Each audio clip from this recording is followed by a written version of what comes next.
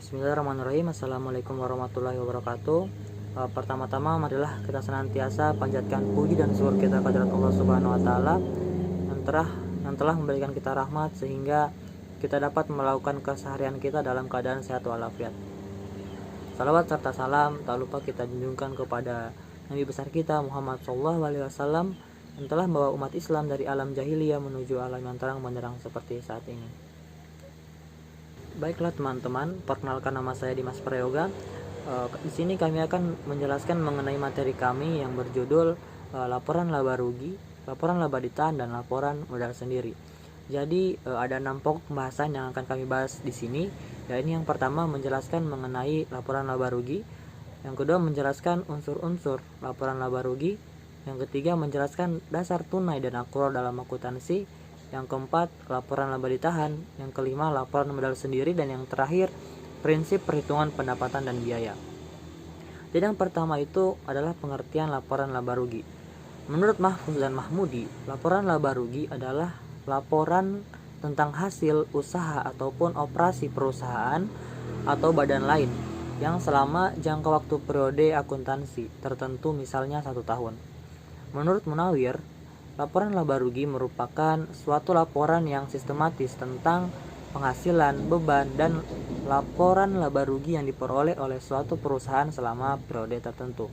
Adapun unsur-unsur daripada laporan laba rugi, yang pertama itu pendapatan, merupakan penambahan modal yang diperoleh sebagai hasil dari pemberian jasa ataupun penjualan barang perusahaan kepada pelanggan, baik itu kredit ataupun kas. Yang kedua itu beban. Beban adalah biaya ekonomis yang muncul sebagai akibat untuk memperoleh pendapatan. Jadi sifat beban itu sendiri adalah mengurangi modal perusahaan. Yang ketiga adalah keuntungan. Keuntungan adalah kenaikan dalam ekuitas dari transaksi sampingan atau sekali-sekali dari suatu kesatuan, kecuali yang dihasilkan dari pendapatan atau investasi oleh pemilik. Yang keempat adalah kerugian. Kerugian adalah penurunan dalam ekuitas dari transaksi sampingan atau sekali-sekali dalam suatu kesatuan, kecuali yang diakibatkan dari beban ataupun pembagian kepada pemilik. Yang ketiga adalah menjelaskan dasar tunai dan akrual dalam akuntansi. Akuntansi mengenal 2 dasar, yaitu dasar akrual dan dasar tunai. Dasar akrual adalah akuntansi mengakui pengaruh transaksi pada saat transaksi tersebut terjadi. Apabila terjadi transaksi pemberian jasa, penjualan barang, atau pengeluaran biaya, maka transaksi-transaksi tersebut akan dicatat dalam pembukuan sebagai pendapatan biaya tanpa memandang apakah kas sudah diterima atau dikeluarkan. Sebaliknya, apabila digunakan dasar tunai, maka dalam akuntansi hanya akan dilakukan pencatatan apabila terjadi penerimaan ataupun pengeluaran kas. Simpelnya begini, untuk prinsip tunai, uang akan benar-benar diakui ketika uang itu sudah kita pegang sendiri, kita sudah miliki sendiri, itu baru bisa diakui. Itu untuk prinsip tunai. Beda halnya dengan prinsip akrual.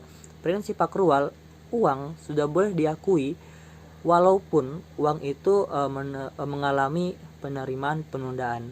Yang keempat ada yang namanya laporan laba ditahan. Laporan laba ditahan itu sendiri merupakan istilah untuk saldo laba atau laba yang tidak dibagi. Maksudnya sebagian atau keseluruhan laba yang diperoleh perusahaan yang tidak dibagikan oleh perusahaan kepada pemegang saham dalam bentuk dividen. Untuk dividen itu sendiri adalah pembagian keuntungan kepada pemegang saham perusahaan yang sejajar dengan jumlah saham yang dimiliki. Jumlah laba yang tidak dibagi merupakan keputusan bersama dalam rapat umum pemegang saham RUPS. Biasanya laba ditahan ini akan digunakan oleh perusahaan sebagai investasi atau cadangan biaya, tambahan modal agar kegiatan operasional perusahaan terjamin keberlangsungannya, biaya untuk mengembangkan perusahaan di masa depan, atau bisa juga untuk membayar utang perusahaan. Pembatasan laba ditahan ini sendiri setidaknya memiliki 3 sebab diberlakukannya, yaitu yang pertama, memenuhi perjanjian utang jangka panjang, dan yang kedua sebagai perencanaan keuangan, dan yang terakhir adalah cadangan kerugian atau ketidakpastian di masa depan. Adapun faktor-faktor yang mempengaruhi laba ditahan, yakni yang pertama adalah koreksi kesalahan dalam laporan keuangan periode. Yang kedua adalah penyesuaian dari periode yang lalu, yaitu memberlakukan jumlah rupiah yang mempengaruhi operasi pada periode masa lalu yang diketahui pada periode sekarang sebagai penyesuaian laba ditahan awal periode sekarang. Yang ketiga, pengaruh perubahan akuntansi. Ini sendiri terdiri dari 3 macam. Yang pertama adalah perubahan prinsip atau metode akuntansi, perubahan taksiran akuntansi, dan yang terakhir perubahan kesatuan subjek pelaporan.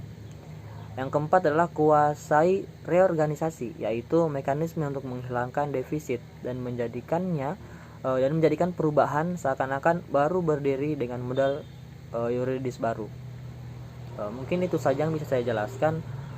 Untuk selanjutnya saya serahkan kepada saudari Marlinawati. Oke, langsung saja saya akan melanjutkan pemaparan materi laporan modal sendiri. Dalam analisa laporan keuangan, istilah modal atau modal sendiri merupakan istilah yang tidak asing bagi kita. Perlu dipahami bahwa laporan keuangan perusahaan memiliki persamaan sebagai berikut, yaitu aset sama dengan utang ditambah modal, yang artinya aset yang dimiliki oleh perusahaan didapatkan dari 2 pendanaan, yaitu pendanaan melalui utang dan pendanaan melalui modal atau ekuitas. Pendanaan melalui utang disebut juga pendanaan yang didapatkan melalui orang lain atau pihak ketiga. Sedangkan pendanaan melalui modal atau ekuitas disebut modal sendiri karena pendanaan yang didapatkan tanpa melalui pihak ketiga melainkan menggunakan modal pemilik. Jenis modal sendiri. Adapun jenis-jenis modal sendiri yaitu 1. Modal saham. Modal saham adalah tanda bukti pengambilan bagian dari suatu perusahaan agar memiliki kesempatan dalam hal keuntungan. 2. Cadangan. Biasanya terkumpul dari suatu keuntungan yang diperoleh pada suatu perusahaan dalam beberapa waktu berjalan. 3. Laba ditahan. Adalah suatu keuntungan yang diperoleh perusahaan yang mana sifatnya ditahan dalam perusahaan itu sendiri sebagai bentuk modal tetap atau bahkan bisa membuat modal bertambah lebih besar jika keuntungan yang diperoleh semakin banyak. Kelebihan dan kekurangan modal sendiri. Adapun kelebihan dari modal sendiri yaitu pertama, tidak perlu mengembalikan modal. 2. Tidak ada waktu yang mengikat untuk mengembalikan modal. 3. Tidak adanya persyaratan yang rumit. 4. Jumlahnya bisa ditentukan sendiri. Sedangkan kekurangan dari modal sendiri, yang pertama, pengembangan bisnis sulit dilaksanakan. 2. Jumlah modal terbatas. 3. Kurangnya motivasi pemilik. Berikut adalah contoh laporan modal sendiri.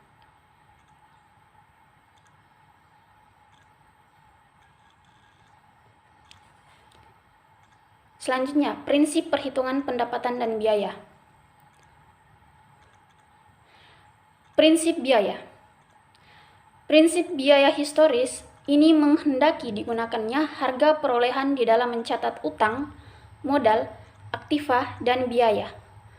Lalu yang dimaksudkan dengan harga perolehan adalah harga pertukaran yang disepakati oleh kedua belah pihak yang berkaitan dalam transaksi. Harga perolehan ini memegang harus terjadi di dalam transaksi di antara kedua belah pihak yang bebas. Kemudian, prinsip pengakuan pendapatan. Prinsip pengakuan pendapatan ini adalah aliran masuk harta-harta yang muncul dari penyerahan jasa atau barang yang dilakukan selama periode tertentu oleh suatu unit usaha. Dasar yang dipakai sebagai alat ukur besarnya pendapatan adalah jumlah kas atau ekuivalennya yang didapat dari semua transaksi penjualan dengan pihak yang bebas. Mungkin itu saja pemaparan materi dari kelompok kami. Sekian dan terima kasih. Assalamualaikum warahmatullahi wabarakatuh.